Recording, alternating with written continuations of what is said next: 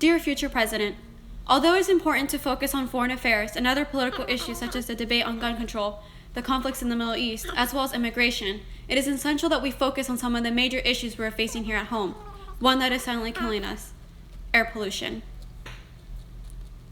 Ever since the Industrial Revolution, problems with air pollution have become more noticeable throughout the U.S.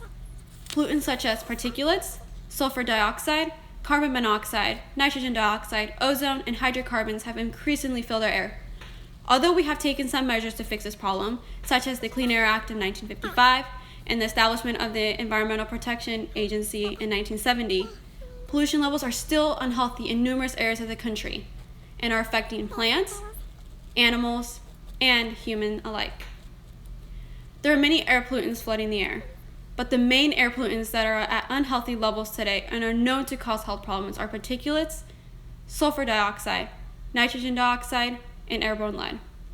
One of the major pollutants is particulate matter. Although particulate pollution levels are lower than they were before the 1970s, they are still causing health problems for living organisms located in cities within the U.S.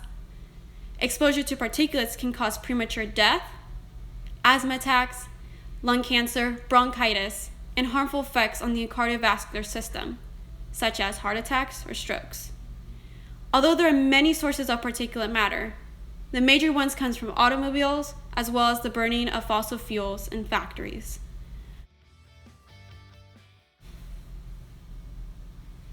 Sulfur dioxide, along with nitrogen dioxide, are also at unhealthy peak levels in the United States.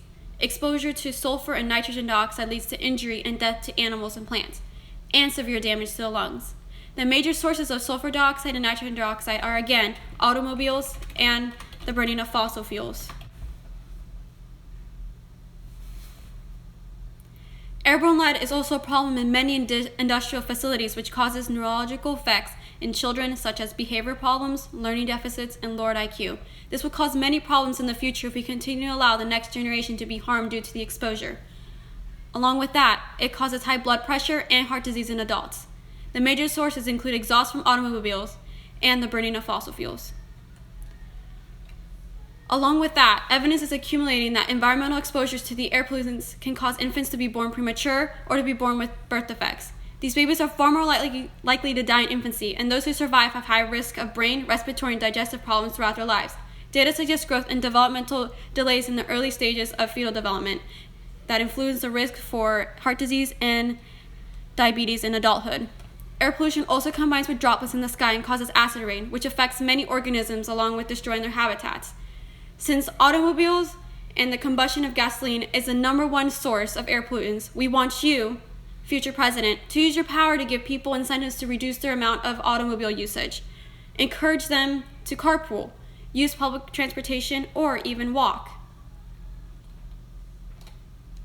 We also want you to increase funding to the Environmental Protection Agency. The EPA does a lot to reduce air pollution and has significantly reduced levels of some air pollutants such as carbon monoxide. But EPA funding has remained stagnant, and congressional leaders are trying to cut back spending while there is still a lot to be done. In the end, if we don't do anything about air pollutants, more and more people will be affected, including yourself. It is also important to note that humans are not the only ones being affected. Air pollution is causing deaths to many plants and animals and is also leading to global warming. With the destruction of many plants and animals due to the exposure to air pollutions and climate change, we are slowly destroying the environment. Remember, the environment doesn't need us. We need the environment. Thank you.